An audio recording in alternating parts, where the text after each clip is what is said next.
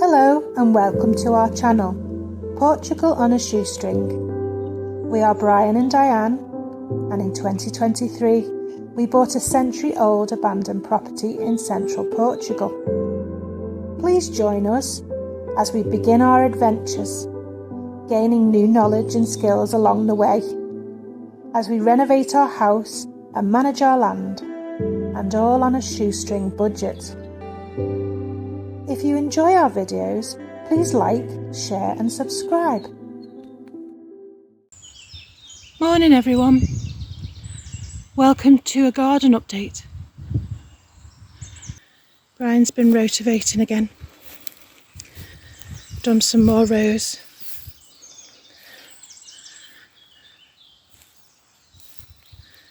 So I've got more digging to do to make way for more trees, because I need more trees. I love them. So where that is there, the white stone, that's where I want to put my lime tree. So I'll show you when we're digging them in. And this one over here, where this stone is, that's where my persimmon's going to be. So, and this one, I'm going to put a nectarine. And if we come round here, we're sort of circling the oak tree. So I think that'll be nice. And ultimately it'll give us some nice shade once they're established. Nice place to sit out. This one's going to be an apple. So we got gala apple because it's self-pollinating. And I didn't know anything about pollinating. But Mum, she helped me and she said, oh, have a look. I'm sure you need to have a couple of trees together, apples and pears. And she was right. So we made sure that we looked for ones that self-pollinate. So we'll put a pear tree there. And conference don't need pollinating. But apparently plums do, and we got the wrong plum, so it doesn't self-pollinate, the black diamond variety. So here we're hoping to find one that's compatible, so that it will fruit. So yeah, so we've got a few more trees to go in, and I'll show you them going in next week. Right, up here by the well, Brian's been strimming as far as he can go before he hit the stream. And there's a bit of a clogged up part, well most of it's clogged up actually. So I've been starting digging it out because it was all backed up. So all of this here, all these roots and stems is what I've dug out of this part of the stream. So it seems to come through the wall. So I've started down here and it's freed it up a little bit. But there's some big roots there, if you see. Some big roots to dig out. But up here it's well and truly clogged up with all kinds of shrubbery. So I've got a lot to do to dig that out. So it's all pooling. So that's the job for the next few weeks, months, however long it takes. So I'll just work my way along and try and dig it out, because I was going to have a veg garden down here, but it's very boggy and I'm wondering whether it's because the stream's all backed up and overgrown. So if I can dig it out a bit, it means that it might flow a bit better. So I mean, it's been very dry this week, but it's still a bit squishy around the edges of the stream, so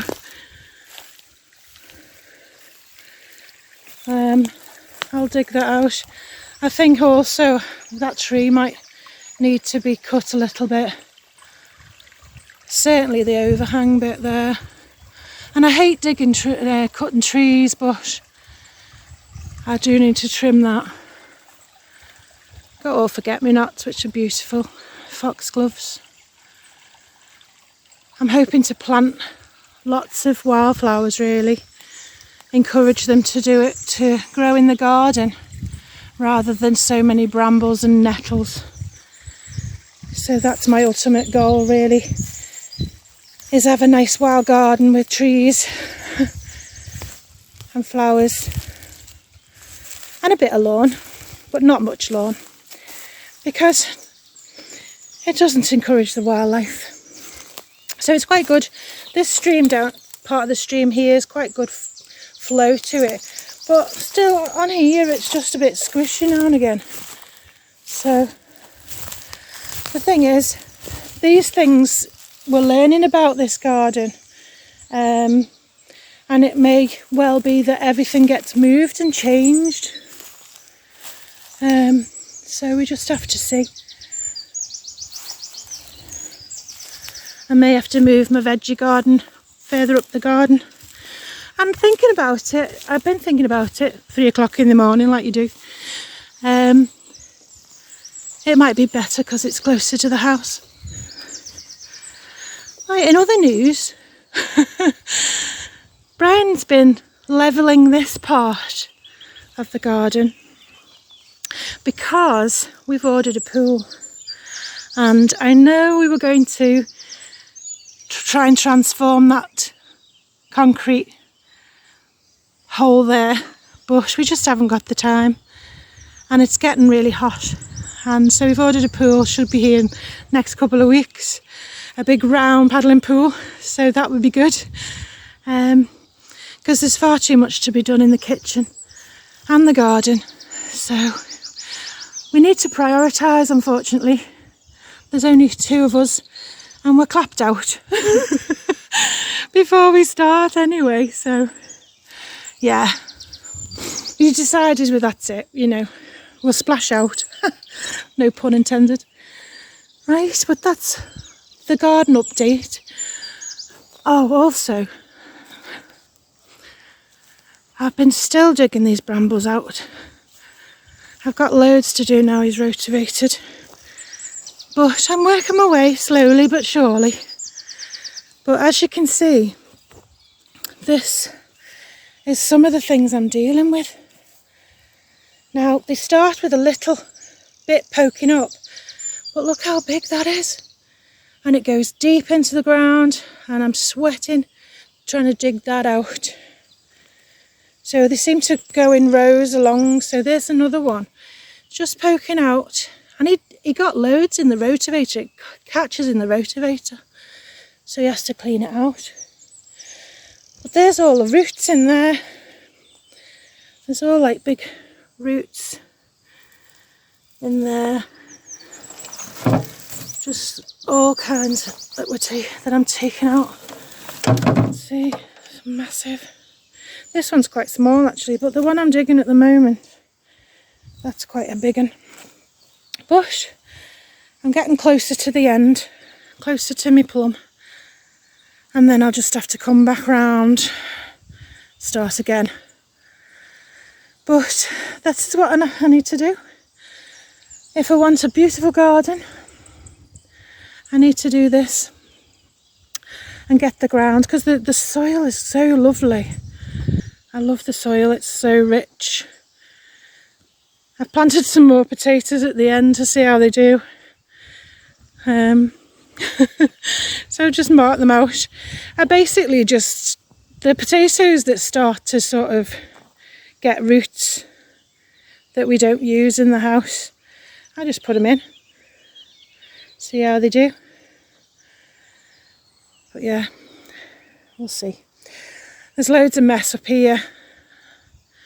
I've just been trying to smother some more brambles really, because Kate cut back all the brambles that come out the wall, and it really looked lovely when she discovered the wall. But they're poking out again. So, see, I've not even covered that one. It's coming, popping out. Just trying to smother them a little bit. Oh, we did get some weed killer, but we're not sure. It didn't come with measurements, so we're not sure about the strength, the dilution. So we're trying out the front, see the weeds, if that helps. But it takes 7 days, so I'm really impatient. I just want to spray the buggers. Anyway, this one, I've started a compost heap over here anyway. But this is our grapevine over the ruin, and we can see little grapes here starting off. Aren't they cute? So they won't be ready till September, but we'll see. I'm hoping they're not too sour. I've got a feeling they're just wine grapes, because underneath the building there's a big vat, a big concrete vat where you would squish them and make wine. There was loads of wine bottles. So, but yeah, I'm not sure whether they're eatable, edible. We'll just have to see. But they're all in this ruin. Oh, more jobs. I don't know whether it was the right thing to retire. I actually did less work when I was in work. But it's a nicer work. At least it's fulfilling.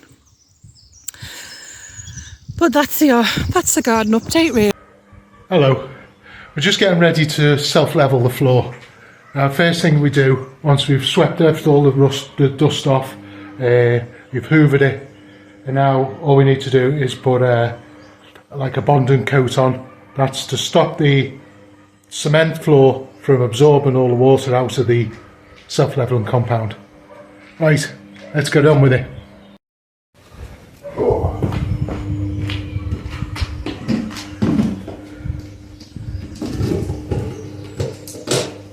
Got a product here that we put underneath the cement, which is the same stuff we're using today. Basically just forms a layer between the cement and the self-leveling compound so that it doesn't absorb the moisture. Self-leveling compound doesn't dry as such, it sets. So if you take all the water out, it can't set properly. This just provides a barrier so that the water that's in the mix stays in the mix. Right, let's go on.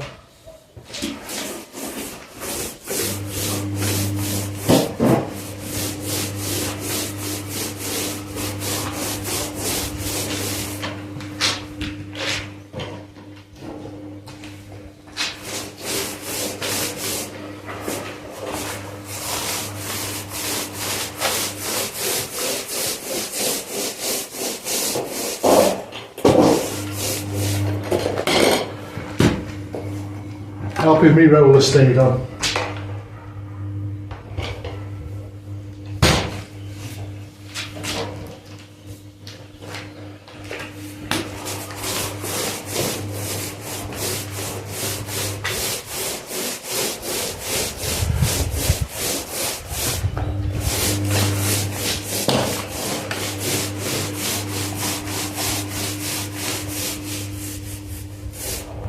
I think what I might do is just damp this floor down a bit.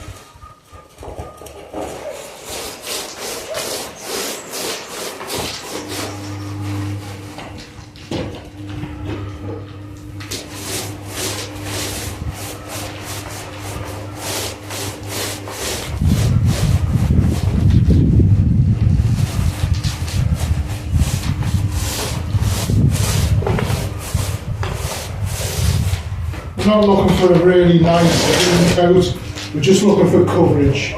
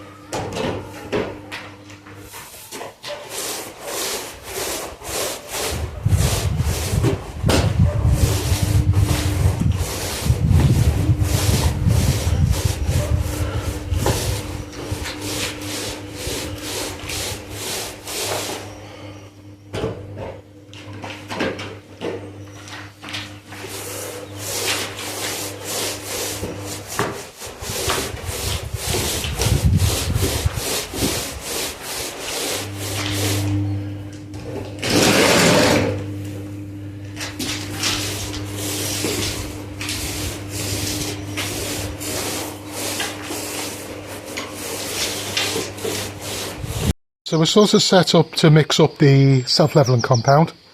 We've got a couple of buckets of clean water, got a measuring jug, because you have to put 4.5 litres exactly into each mix. Got a mixing tub, a drill with a mixer, and extension obviously.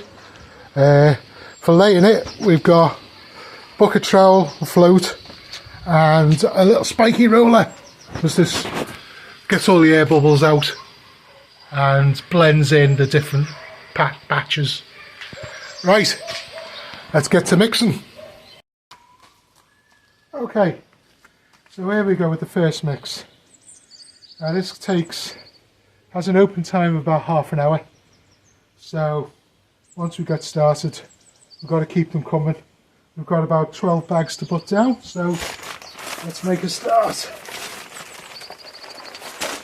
Got 4.5 litres of water in here. Just dump the whole bag in.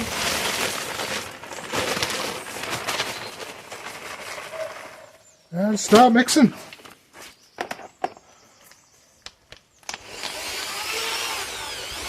Quite slow to begin with.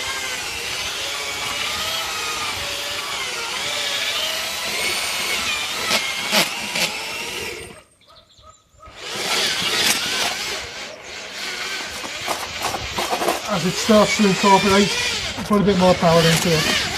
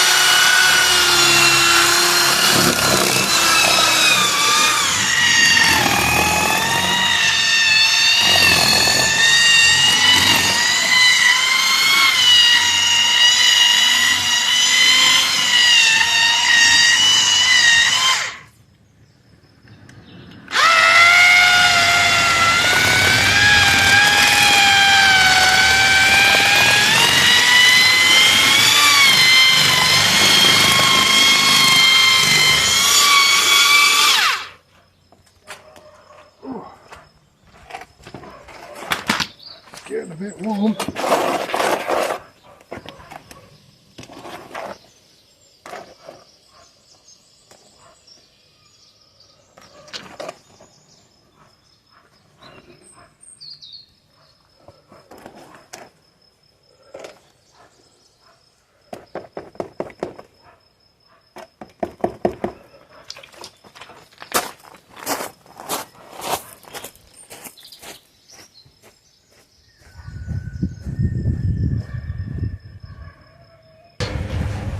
Oh, you know, the mix, this is a lot thicker and stickier than I was led to believe.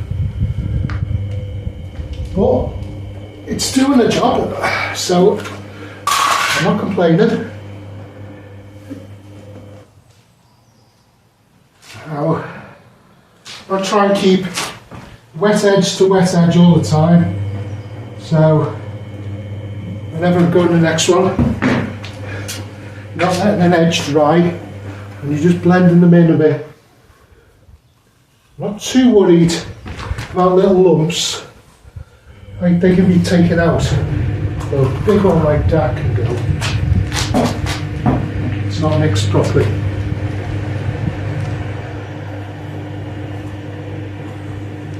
I basically just want to wet the floor so that it will allow it to flow.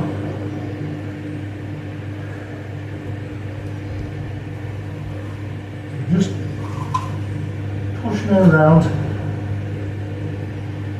and getting all the edges to meet, and then you should level themselves out. Hence the term self-leveling compound. See, you don't just put it together with a plan somewhere.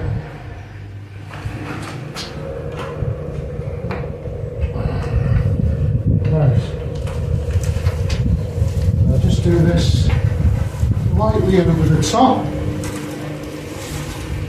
sort of blend in the two pores.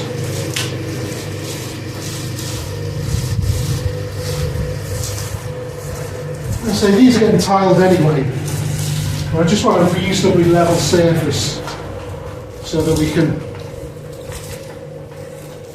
put the adhesive straight down. Use tile leveling spacers, but the flatter it is, the easier it is to sort.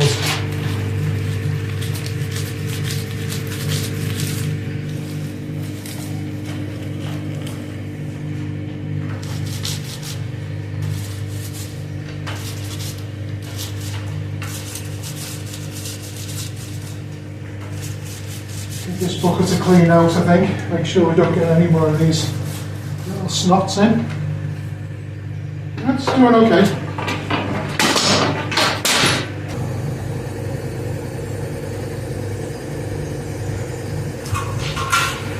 There we go again. Another bit of a floor. Ah, God, it's getting heavier.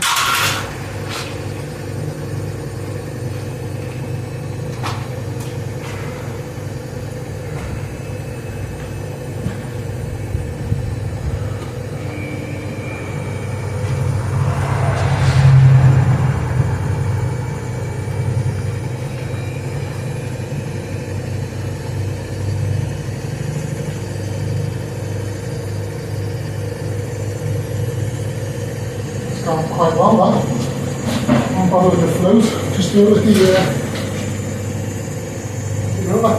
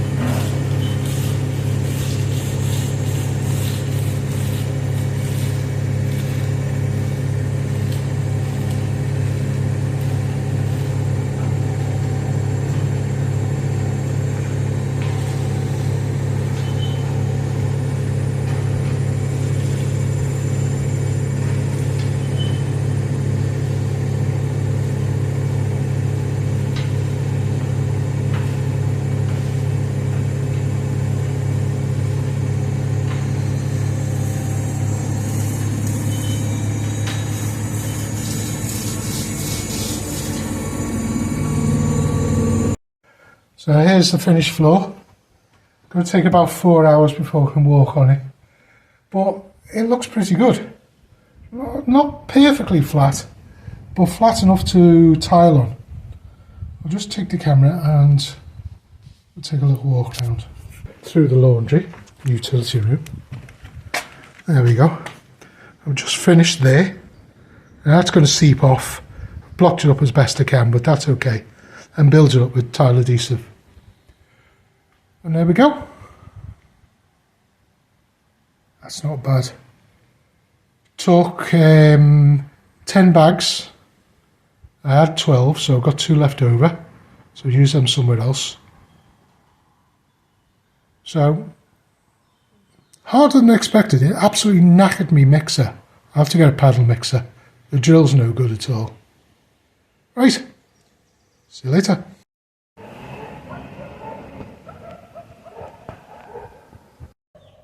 Hello, it's the next morning and the flooring is all dried. It looks level, looks really nice actually, but we haven't measured it yet.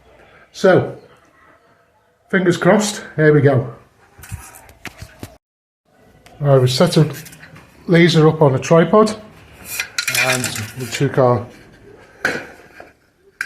measure and just at the top of that line. So, let's see where we go. Right, just random spots. Pretty good. Yep. Yep. Ooh. Yeah, that's still, I mean, we're only talking like a couple of mil difference. That's good enough for me. I can tile on that. Brilliant. Excellent. Let's just try it on the floor.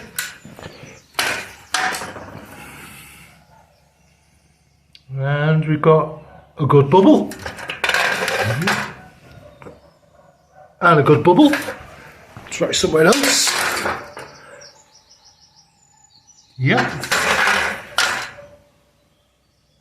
Cool. I think that's a success. Brilliant.